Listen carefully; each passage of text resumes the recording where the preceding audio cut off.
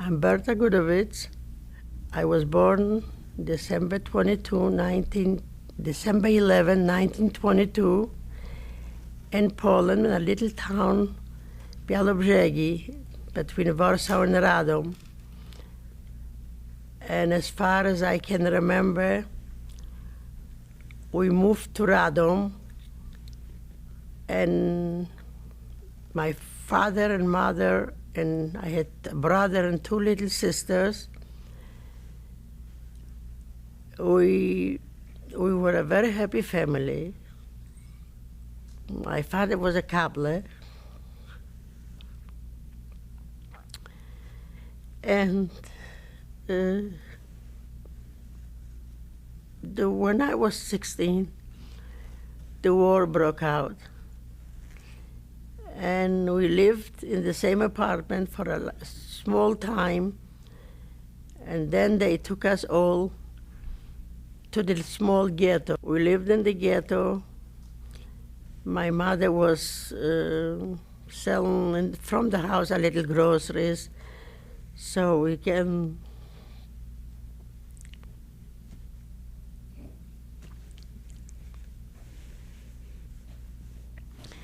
anyway. It was a very hard life.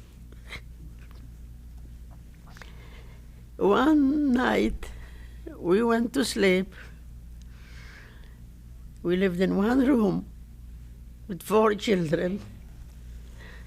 And one night we went to sleep. And 4 o'clock in the morning, there was a knock on the door.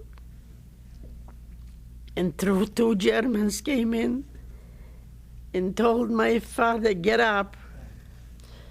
And he got up and he walked only to the doorstep, and they gave him 6 bullets in his mouth.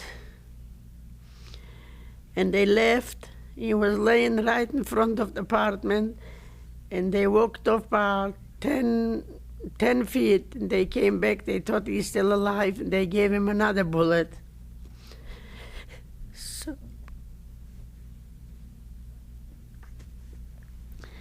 So the same night, right in the morning, my mother was a very beautiful brunette.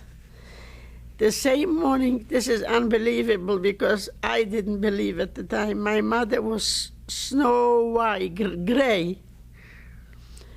And after this, it was a very hard time. My mother was laying on, this was in the winter. And my mother was laying evenings, night by night, and day, in picking up the blood with the snow and put it in bottles. What she wanted to do with this, I don't know, but she kept this blood in bottles for days and days in the house, in the apartment. So after this, we didn't have any more of bigger support. She took in some groceries in the house, and people from the little ghetto used to come in and buy.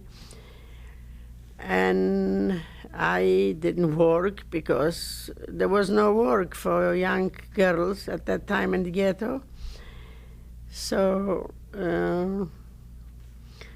it wasn't too much longer. My brother was 9 years old, and he went to work for the Germans in a German hospital.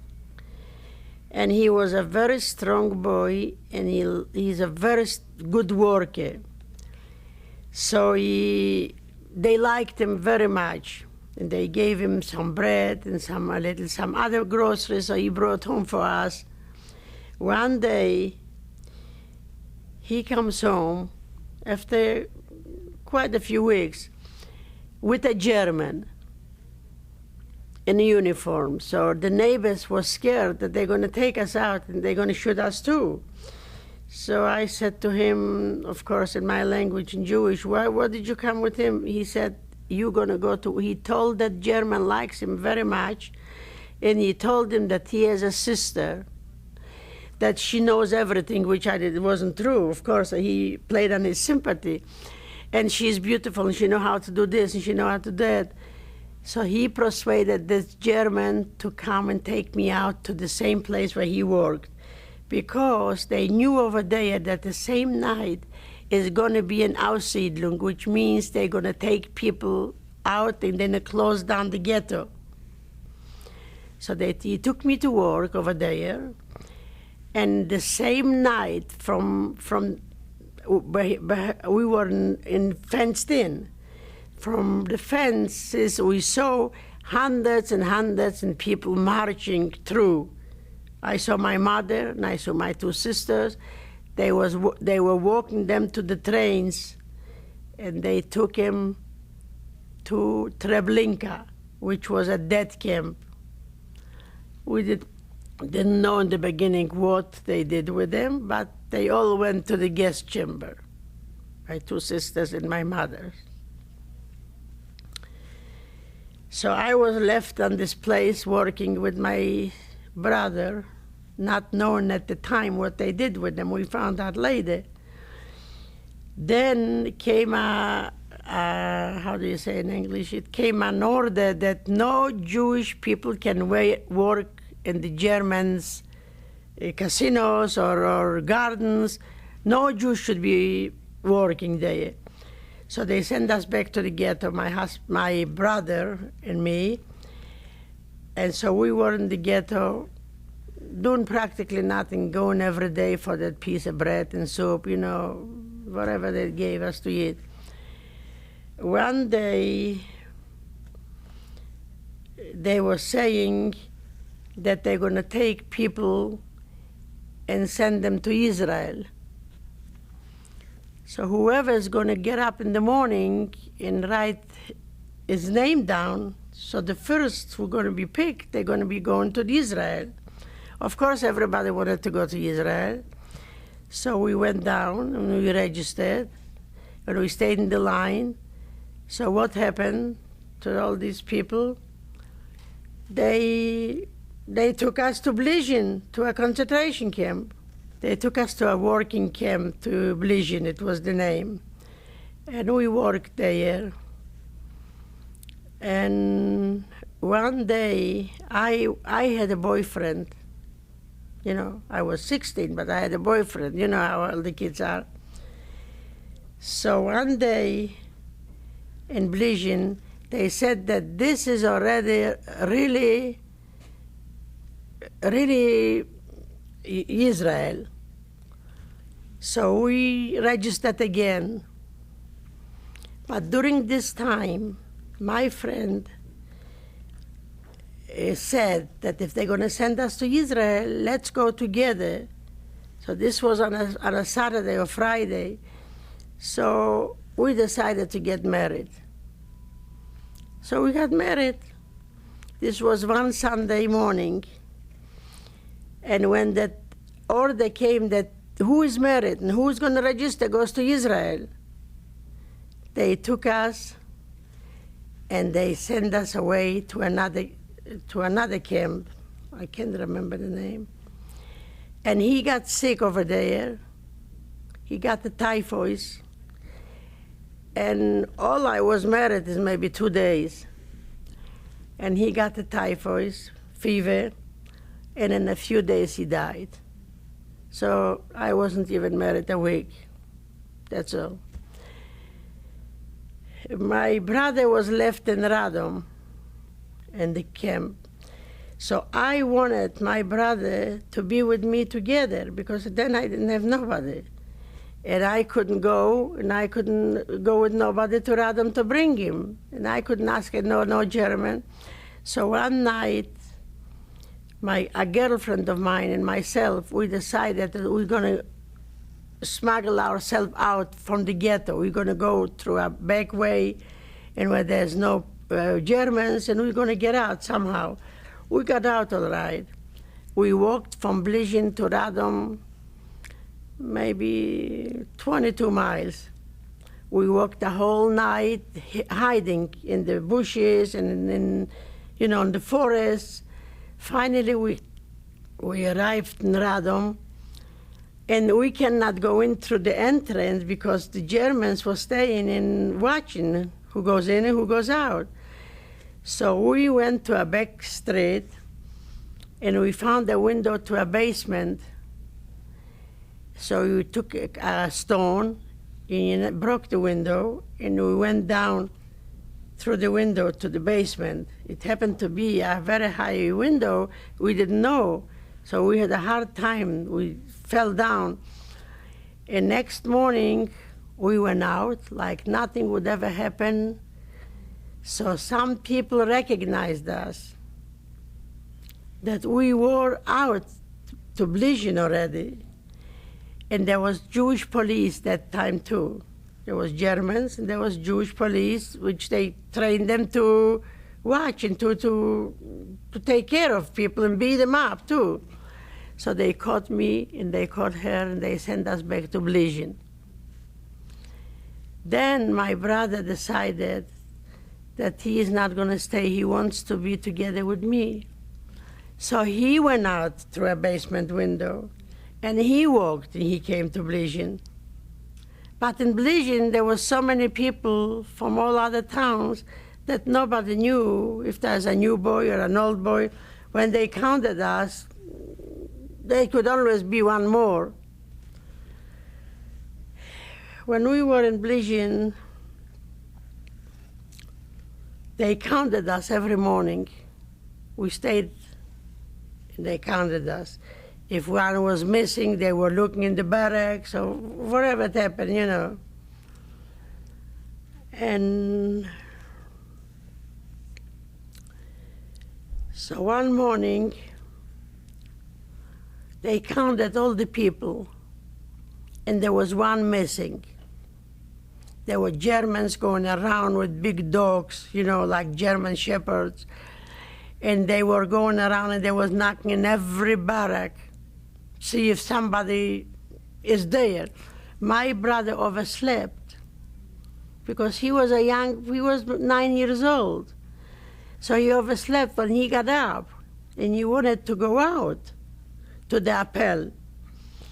The doors were locked, the doors were closed, he couldn't get out. Meanwhile, Germans were going around with dogs to see if somebody's someplace. Finally, he was knocking the door, and the dogs were smelling that somebody's there, so they stayed at the door. So they opened the door, and they took him out, and they brought him to the appel. And they put him down on a bench, and they gave him 100 lashes on his back. And he was bleeding horrible. And when they brought him in to that barrack, I went down to see him. And so he said to me, "Don't worry, I be alive." So after this, being another maybe month or two, they segregated people and they took us to Auschwitz. I didn't know if they took my brother to Auschwitz. They took women. I didn't know what happened in the men's barrack. In the trains, when they took us, is in cattle trains.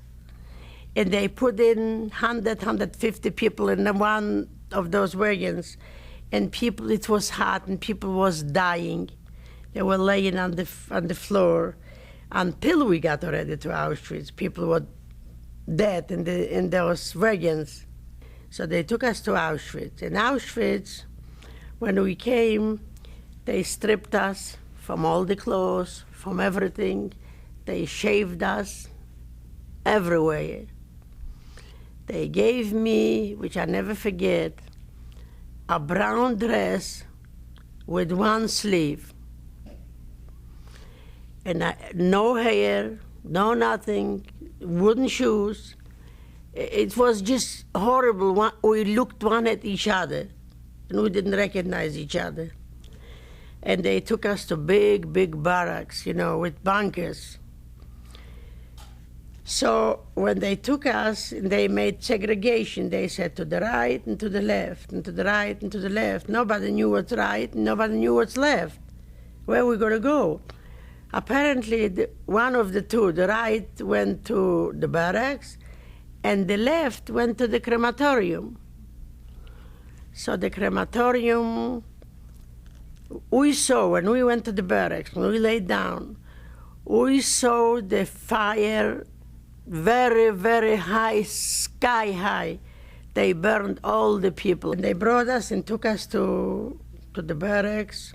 They gave us a piece of bread next morning and a cup of coffee. That's all. And again we stayed to be counted. 4 o'clock in the morning, we would woke up, rain, snow, sunshine. One was clinging to the other because we were freezing to death. So some people died just staying in the line up to be counted. And after they counted us, they took us to the barrack back again. And then when we got that piece of bread and the coffee, and then Germans came and took us out for work. For work which wasn't absolutely not necessary. We took us stones from one place to the other, from one place to the other. And that's just the way to get by with the day. When we came home from work, they gave us a little soup with that ladle, just plain water with another piece of bread. This was it. My brother was behind the gate. The gates were, the wires were with electricity. A lot of people hung on the wires and killed themselves. He was right next to me in the back of the electric wires, and he used to throw back for me a piece of bread. But to get to that piece of bread was very hard because there were Germans walking back and forth. So it was very hard to get to that piece of bread. So he met a guy over there on his barrack, where he was. He was a Polak, a Gentile. He was an electrician. And the Polacks, they treat a little different, especially if he has a profession, he's an electrician. They used to go to all other barracks, fix the lights, fix this, fix that. So they had more freedom, of course, also with Germans taking care, you know. So he told that guy really liked him because he was a tiny little boy, you know. He told him that he told the Germans that he has a sister, it's on the other, right there. He showed him where, and she is so nice and she is so good and she is so, he paint a picture like nobody knows. So this Polak was really anxious. How does his sister look? So one day, he comes to the barrack, and in front of the barrack was 2 rooms. The ladies which took care of this barrack, they had, rooms like from wood. So they showed him to the barrack and they pointed out who I am. So he told me to go down from the bunker. He wants to talk to me. So I went down, and I said, what do you want? I talked Polish at the time to him. What do you want? He said, your brother told me that you are here and that you're such a good girl and you're so beautiful. I said, yes, look at me, how beautiful I am. Am I beautiful? And he said not to worry about nothing. He's going to bring me as much food as I can eat. So I thanked him, and I said, it's wonderful, I appreciate, of course, everything in Polish. And he left. A day or two later, he came with a whole bag of all kind of things, bread and rolls and butter and jam, and he used to bring me quite often something to eat, and I shared with the other girls on the bunker, Then I get sick on typhoid fever. So they took me to the hospital. It was a hospital. It wasn't a hospital. It was just a barrack, with beds. And my brother found out because if he was screaming to all the other girls, where's my sister? They told him where the sister is. So he made that guy come to that hospital and bring me a little bread, a little something. I didn't recognize him. I didn't know who he is. because if you have a typhoid, you just don't know where you are and what you're doing. But he used to bring me a lot of things. He was very good to me. So when I got better, they're not going to keep you there. They send you back to the barrack. So this Polak talked to a German, and he made the German take me to work. They were permitted, girls were permitted to go to the Germans' apartments to clean. So he got me out that I could go every morning. The German picked me up, and I went to his apartment, and I cleaned, and I polished his shoes, and he gave me to take home a piece of bread, and he was really nice to me. And this was going on. I was in Auschwitz for 18 months, yeah, maybe a little longer, a little less. I don't remember exactly. They shipped out every day. People were shipped to the crematorium. The French people came, and other people, whoever the Hungarian, they were all segregated and shipped to the crematorium, one to the right, one to the left. Then one time we were standing on an appel being counted, and one of the girls, she was from Lodz, from Litzmannstadt, a Jewish girl, a Polish girl, she was gorgeous. The German was counting us, and she saw his gun in the back. He was staying like right next to her, and she stayed in back of him. I don't know what's happened. She got crazy or something. She grabbed out his gun, and before she could shoot him, they grabbed her. And she was hanging for 3 days, so everybody can march around a whole day for nothing and see her hanging. They will start talking that the Russians start coming in to Poland. So there was just talk, and we didn't know if it's true, if it's not true. We just heard, rumors. So shortly after those rumors started, they start sending away people to different camps. They took us this barrack, they segregate us again, and I don't know what the other part, what happened. Maybe they burned them, and they sent us to Czechoslovakia, to an ammunition factory where they made lamps for underwater ships and for airplanes. We have to work with a loop on your eye. If one little thing didn't check out on the machine, you were killed. That was it. So we were there also, only girls. This was only girls. We were working, and we were there, and the same food. A little coffee and a piece of bread, and a little coffee and a little soup and a piece of bread at night. And we were there, a long time. I don't even remember how long, a long time. But it was better than in Auschwitz, because we didn't have to stay on appel. We didn't have to stay 4 o'clock in the morning, winters or summer or any time. We just stayed in our barracks, and they took us in the morning to where we worked. And this was going on, as I say, for a number of months.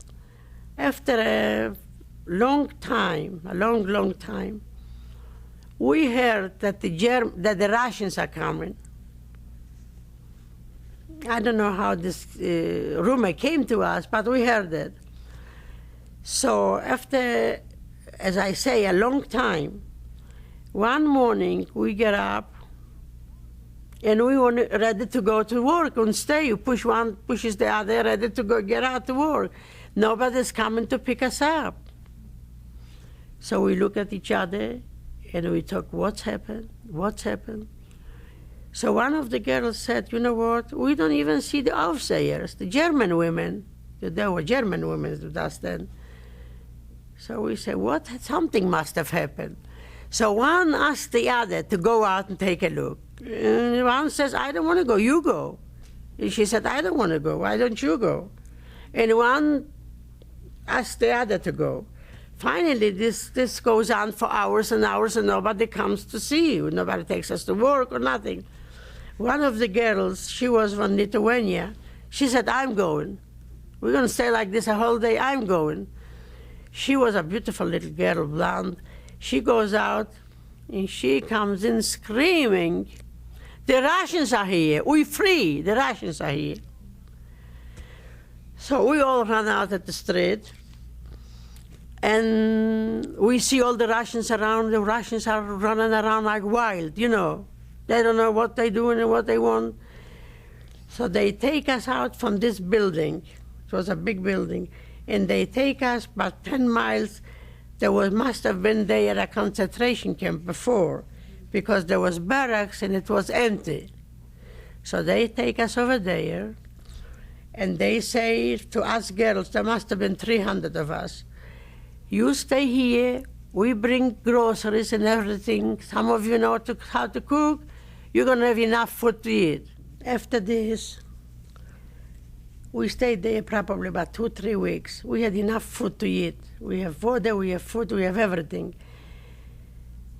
The girls decide everyone is from a different town. They decided that they want to go home and they're going to see if somebody is alive after the war. So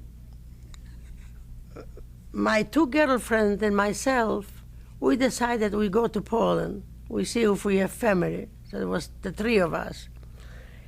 We decided we go. There was no transportation. You went to the train, and if you can get up, hop up a train, you know, they took you. When we arrived in Poland, I arrived in Radom. Radom was the place where I lived. We went to look for a Jewish community center or for some Jewish establishment. We found the Jewish community center over there already with people which came after the war. And they set up a Jewish community center for people which come, you know, need information. So they didn't find nobody in Radom. I found out that I have an uncle, my mother's youngest brother, which is still alive in Florida, that he is in a little town, Bialobrzegi, where I was born. This was 30 miles from Radom. And that I have some cousins over there. And I went with a Russian truck, and I went to that little town.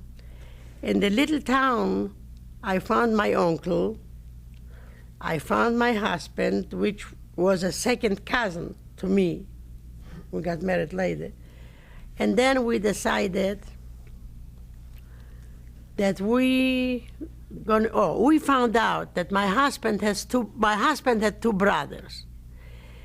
And he will tell the story. He has 2 brothers, but he didn't know where they are. They were in Buchenwald, also a concentration camp. And he said that he would like to go to find his brothers.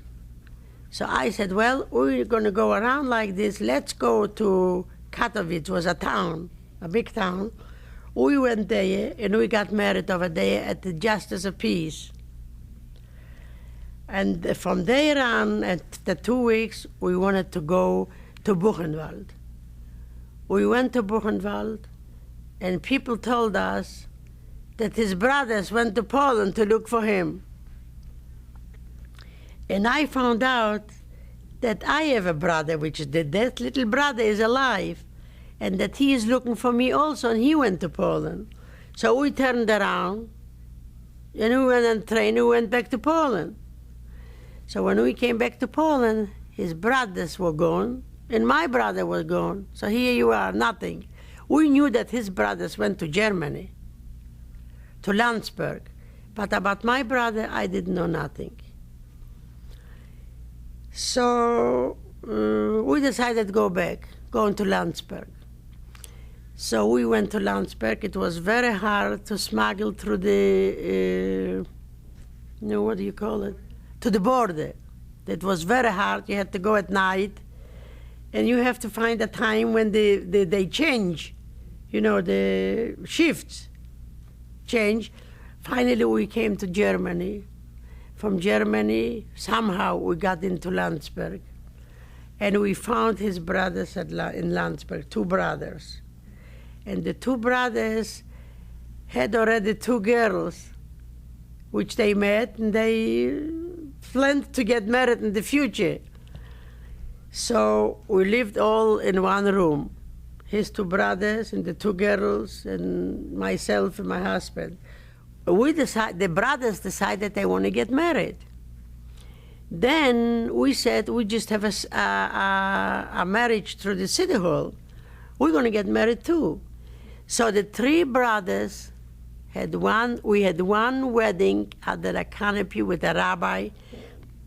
This was already on the American zone. And a lot of American Jewish and non-Jewish came to look at the wedding from 3 brothers. And the one canopy, one was the first one, there was the oldest, and the other one, and we were the 3rd one. And we had an apartment. His brothers were working, and my husband was working too. So we stayed over there in this apartment 4 years. During these 4 years, I got pregnant. I had my baby. He was over 10 pounds. And we still waited. He was 2 years and 5 months when we came to America. So we were in Germany, in Landsberg, 4 years. And then his brothers with the wives came. One of the sister-in-laws had a sister in Cleveland, so she went to Cleveland. And then the story started. We came to America, to Kansas City, Missouri, where his father's brother, his uncle, brought us over. He signed affidavits that he is responsible for us. We get jobs, and we won't be a burden to the government. So we came the 22nd of March. This was before Passover.